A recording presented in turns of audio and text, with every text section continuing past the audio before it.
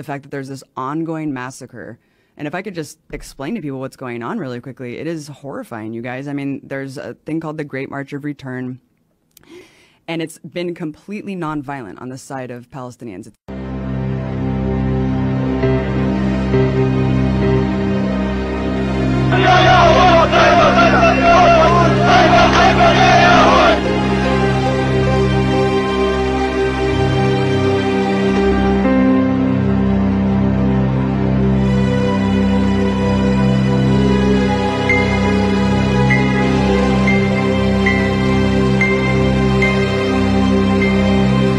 Gaza, which is the open-air prison where about 2 million people are housed and caged like animals, and they're not allowed to leave.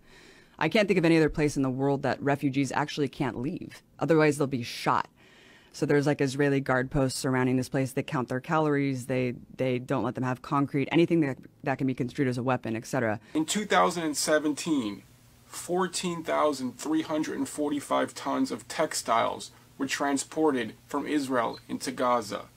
12,395 tons of agricultural equipment, 3.3 million tons of construction material, 7,044 tons of medical equipment, 10,373 tons of electrical equipment, and 568,000 tons of food transported from Israel into Gaza. So anyway, they're protesting this, right? Because they have no dignity, no humanity, and no agency to live their lives. And so they're protesting non-violently. They're going up to the fence, and thousands and thousands of them, and 40 people have just been executed. Of the 40 that were killed, 32 have known ties and affiliation with terror organizations, from low-ranking members to high-ranking officers. Israeli soldiers sitting up perched on a hilltop with sniper scopes. This isn't just random gunfire that people are being hit with. They are deliberately attacking every single person with headshots, with genitalia shots. It's sick. Tens of thousands have been protesting and rioting at the Israel-Gaza border for multiple weeks now. And according to Abby, Israeli soldiers are perched up attacking them all with headshots. Well, I'm not a mathematician, but if only 40 have been killed, something doesn't add up. And press. There's people marked press. I mean, that's an egregious war crime. Yet you have Nikki Haley vetoing every single UN resolution or investigation into Israel. I can't imagine another country. That is? So I think that, look, Israel can only survive with U.S. sponsorship. And we love to have that beachhead in the Middle East. We love to have that military garrison because we use Israel like what happened in Syria. We used Israel to bomb Syria first to test the waters. We used Israeli forces to execute nuclear scientists in Iran. We use the Mossad to do all kinds of stuff. So we love to have that kind of, military outpost in the Middle East that we can use to try to intimidate all those post-colonial states that are independent or we want to overthrow. So I think that's why, a lot of people say, oh, the lobby controls us. And I think that that's wrong. I think that there's a lot of lobbies that have influence, but I think it's more strategic than that. I really do. And so for the Palestinians, so the Palestinians that are trapped in Gaza, and if they leave, there's no other way to go other than through Israel? Yeah, well, yes, and a lot of people are like, oh, well, what about Egypt and Jordan? They can try to go out that way. No, I mean, basically, they're all in cahoots with the Netanyahu's administration, and they're all basically client states of the U.S. So there are other countries that border with Gaza, but yet you and the entire world only focus on Israel. Why is that? No, they can't leave, and Israel controls their water, the passageways, everything. They don't let them leave. Like a lot of these people who've been shot with sniper rifles can't even get treatment because they're denied treatment. So there's so many amputations that are totally unnecessary. So now you have like thousands of people who are just amputated. 5,000 people have been shot with live ammunition. So I have no idea where Abby pulled this number of 5,000 from. That number doesn't exist anywhere by anyone's accounts. But also, I thought they were all taking headshots. Again, something just doesn't add up. And what these people are asking is very simple. They want the right to return, which is authorized by the UN when the refugees were expelled in 1948, 750. The right to return to Israel. The right to return to Israel and live as equal citizens. It's not about, like it's not about expelling the Jews or people who live there. It's about living and coexisting and having equal rights. Because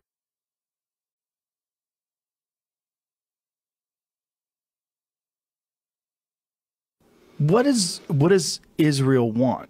Like, as a state, like, what do they want from the Palestinians? What do they expect? They expect to just keep the status quo, keep business going as usual, never let those people live a normal life. Like, what do they want? And why do they have so much hate? And why haven't the Israeli people, like, seen the horrors of this and rebelled? Well, to be a leftist in Israel, it's difficult, and to be an anti-Zionist, it's even more difficult because you're rejecting your entire identity, your religion as well everything. As your political identity. But look, it's a settler colonial state, just like a lot of other things in the past. But this is different because it's ongoing, and ever since the inception of Israel to today, the colonizers who colonized that land always knew that there was an indigenous Arab population that they wanted to kill or expel, and that's still the goal. So that was what Abby Martin thinks Israel wants. But let's hear directly from the Israeli Prime Minister what Israel wants. The real question is, do the Palestinians want peace with Israel? Do they want a state next to Israel in order to continue the conflict, or are they willing to finally end the conflict?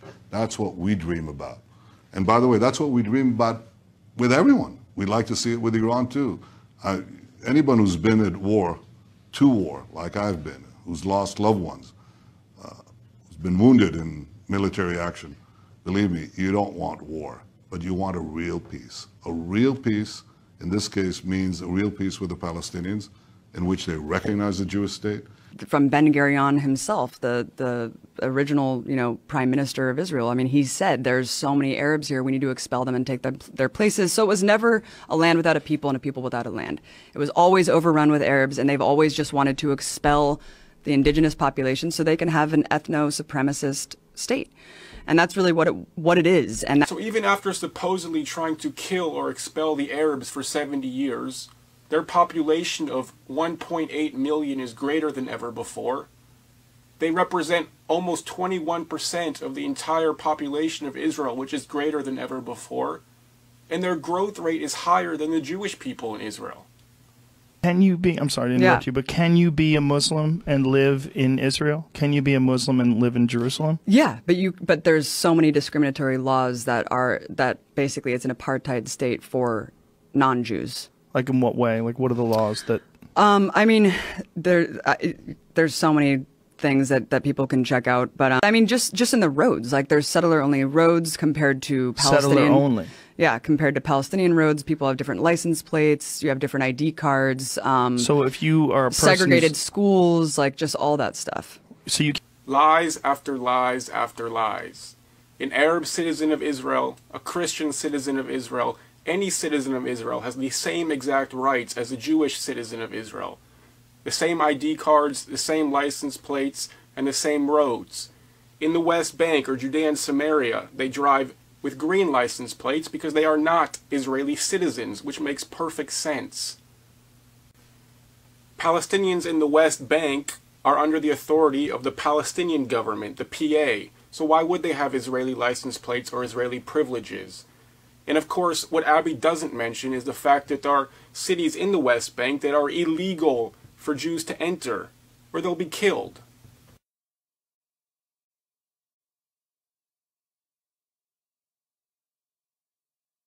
Go to a regular school? No, you can, but it's so segregated and hostile, and you're so indoctrinated from an early age to basically hate these people and think of them as the other.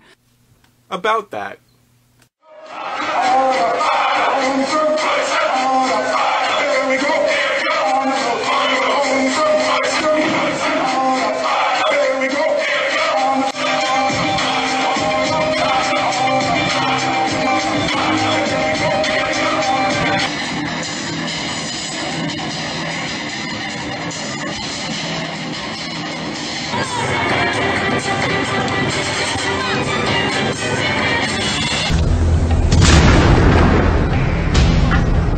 بيحكوا لنا هدول غدارين وبيحكوا لنا انه هدول بغدرونا هدول مش منيح اذا بطعن عمليات الدعس وعمليات الطعن والاشتباك المسلح في المخيمات الطعن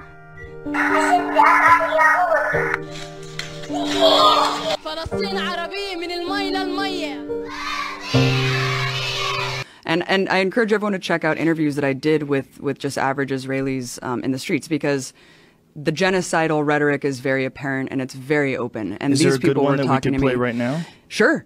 Yeah, check out Abby Martin, Israelis, candid interview with Israelis. Did you have one opinion of that situation before you went there and then a different one after you came back? Well, I didn't even know what Palestine was until I was 18 years old. So when people say, oh, you're only telling us one side of the story, look, I didn't know the Palestine side of the story until I was an adult, which really should say something about our education system and our media when you completely obfuscate an entire reality and are only told one side.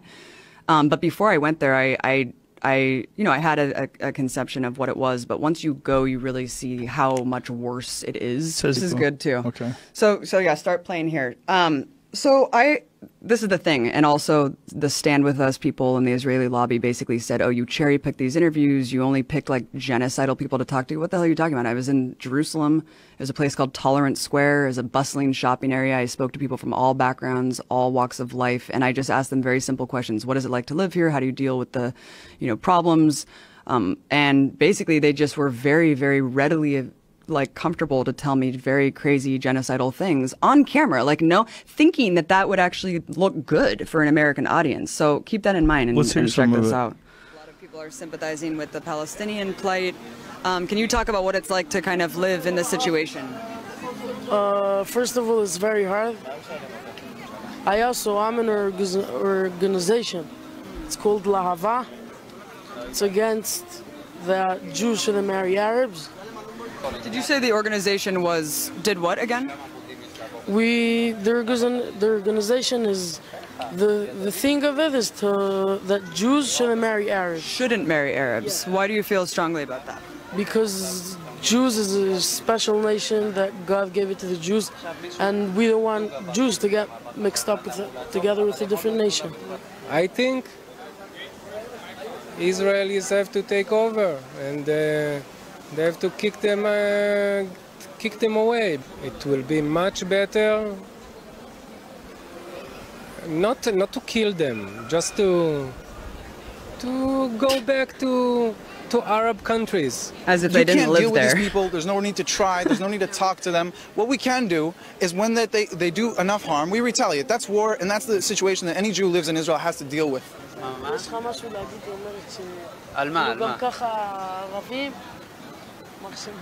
Okay. The Arabs made their name and memory be obliterated. It's about to get really crazy. We have to kill terrorists. They'd be afraid to cause us any more trouble, and all will be fine. They'll be in their villages, and we'll be here. We don't have to live together, and everything will be just fine. Every Arab that doing a terrorism attack, we have to kill him, and not because he's an Arab, because he's a terrorist. I think you should also kick out the family, because it all begins with chinuch. I would say. He's wearing a Sons of Anarchy T-shirt, by the way, which is just so strange. The kids does, it's families.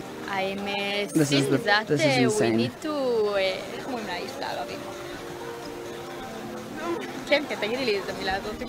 How do you say kick out the Arabs? Come on, tell me the words. I don't know. She's like, I don't translate. I can't translate. She doesn't want to say it. Translate really well. I think we should give them a country. If you're doing any problem, you just go in there to give them a country, and then it's going to be a war between countries, If they're going to throw rockets, we're going to throw one big one and done. I don't think there's any answer. This is insane. There's only one way, I would carpet bomb them. You would carpet bomb them? It's the only way you could deal with it. Or try to stop them a different way. It never worked. You mean all Arabs or Gaza or? I believe that they, I hope to believe they're not, but I do think they are, because I don't trust them. One more crazy one coming up. And that's the only way I believe that. The only way is just to stop it completely. I think that we're miserable. The Arab is make a piguim and we need to The kill Arabs the make a Arabs. a terrorist attack. We need to kill the Arabs. Arabs. She's laughing. Okay. My That's, friend's like, all right, have a good day. We'll talk about this later. I he mean, says. look, this is In every country, there are going to be those who hold extreme views or are part of extreme organizations.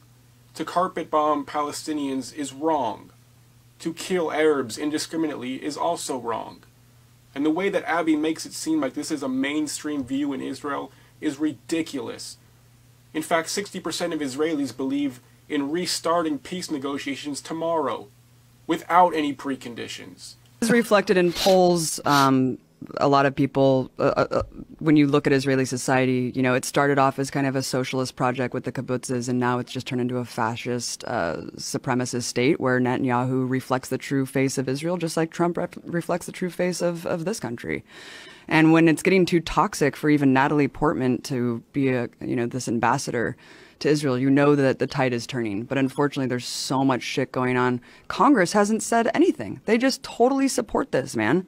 And there's weird, like, BDS legislation trying to criminalize basically dissent, where you have contractors in Texas having to sign clauses, promise that they won't support boycott of Israel in order to rebuild hurricane homes. What is BDS? Boycott, divestment, sanctions. It's the movement that Palestinians have asked us to help them to, boycott. And that's what Stephen Hawking was all about. He boycotted scientific conferences in Tel Aviv.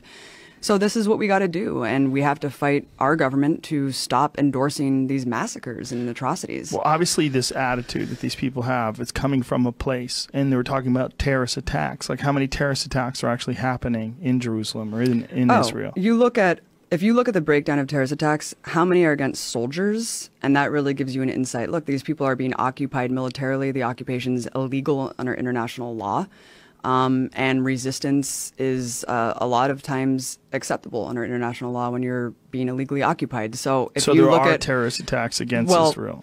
Not many. Not that many. I'm going to read to you some statistics. Since September 2015, 65 Israelis have been killed, 923 wounded. There have been 193 stabbing attacks, 174 shooting attacks, 64 car ramming attacks, 6,800 incidents of throwing rocks at civilians, 194 pipe bombs, 1,370 Molotov cocktail attacks, and 66 rocket attacks. In 2017, the IDF thwarted 400 major terror attacks and an additional 1,100 lone wolf attacks. In 2016, they foiled 344 major terror attacks and an additional 400 lone wolf attacks. Not that many.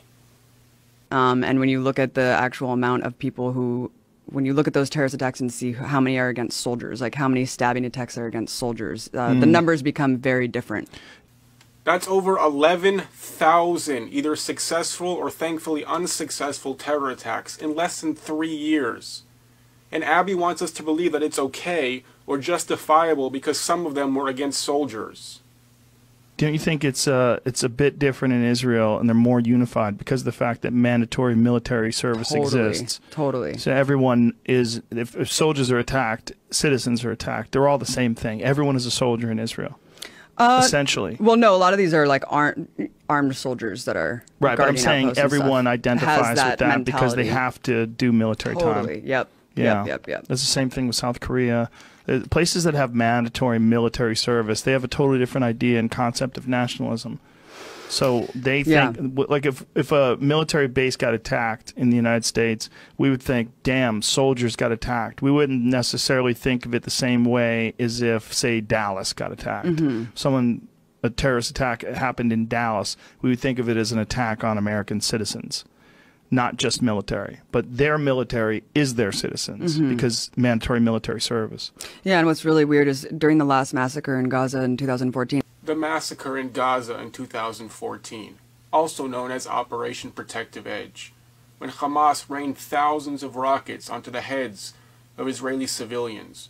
when Hamas built terror tunnels from Gaza into Israel in order to kidnap and kill Israeli civilians, when Hamas used human shields, putting the lives of their own people at risk in order to maximize civilian casualties. Like half of the Israeli soldiers that died were American. Half of the Israeli soldiers who died were Americans. Let's do some fact-checking. 67 Israeli soldiers were killed during Operation Protective Edge in Gaza in 2014. 2 of them, Max Steinberg and Sean Carmelli, were American-born. Where she gets half, I'm not really sure. Because that's what the colonial settlers are. They go over there from New Jersey and they just post up on top of an Arab village, and this is what's happening. I mean, it's half sick. of the soldiers that died were American soldiers. A lot of them were. I'm not actually sure about the statistic, but I remember a lot where I was like, "Why are so many Americans going over there, 17-year-olds, and joining the IDF?" Right. I mean, how bizarre is that? What kind of mentality do you have to move from like a comfortable suburb in Philadelphia to go like move on top of an Arab village and harass these people? I'm an American who left the comforts of my home to move to Israel and join the IDF. I did it because for thousands of years our people have faced persecution from world powers all around. And most recently the Nazis, my grandfather being one of the youngest survivors of Auschwitz. And now we finally have the ability to protect ourselves. So yes, I'm willing to leave the comforts of my own home to make sure that the saying never again actually means never again. That never again will Jewish families have to suffer simply because they are Jewish. Jewish people that are doing this? Yes, no, that want to go back to the motherland. Yeah, there's a huge. There's always this desire to go to the motherland. Like it's such a tribal thing to go to the purest form of the conflict, right? Like that's the Wailing Wall and. Yeah, I mean that's the spot, right? It's the epicenter of conflict too. Am I the only one who finds it ironic that both Abby and Joe make it seem ridiculous that Jews want to return to their homeland, while at the same time advocating for Palestinians to be able to return to their homeland and to their holy sites? We want to return to our homeland because it's a place where we've been living for 3,000 years. We were exiled from. We want to return to our homeland because there has been no other place on this earth where Jews have been able to live openly and comfortably without being persecuted. That's why it's so sad that so many Palestinians can't ever go to Jerusalem, which is one of their holiest sites is there, and they're banned because, again, they're banned from everything. And another complete lie. Palestinians can't even enter Jerusalem. Well, there are 300,000 Palestinians who live in Jerusalem, tens of thousands of more who receive work permits to work in Israel and Jerusalem, and tens of thousands more who receive permits to visit the holy sites in Jerusalem.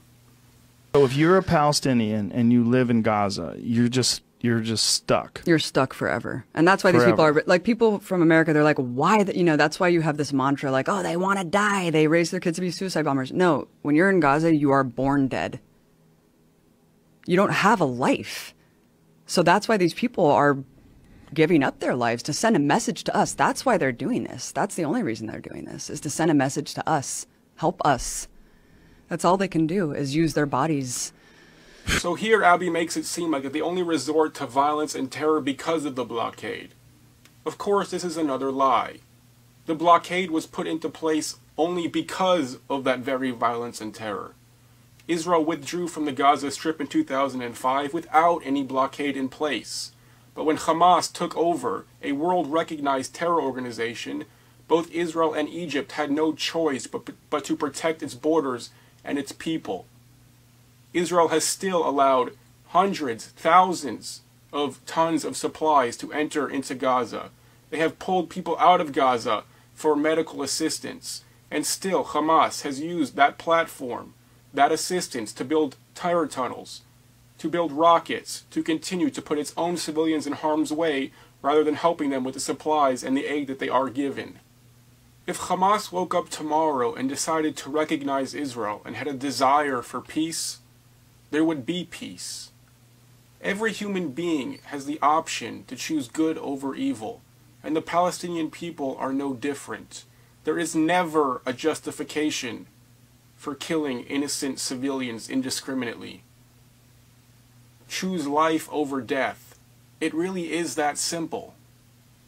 So their concern is if they open up Gaza, the idea is that if the Palestinians come and they live in Israel with everybody else, that they're just going to cause trouble and kill people and create suicide bombs. And that's what the idea.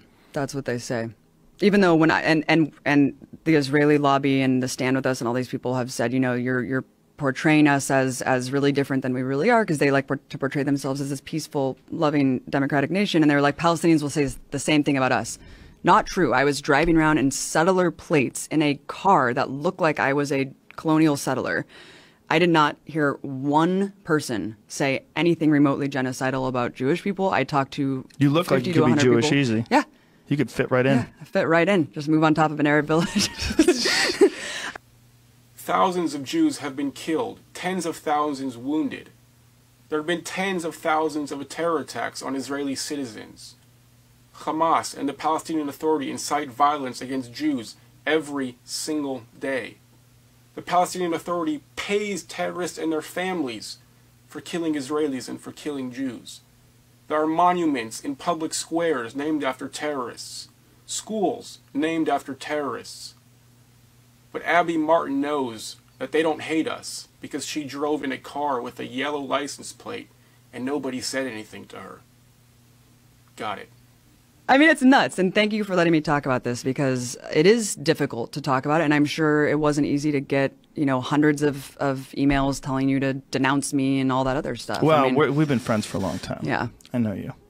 I'm not denouncing you. The Israeli-Palestinian conflict can be a difficult or complicated topic to discuss. But there is no place in that discussion for blatant lies and hatred, which is exactly what Abby Martin does in this interview and continues to do over and over again.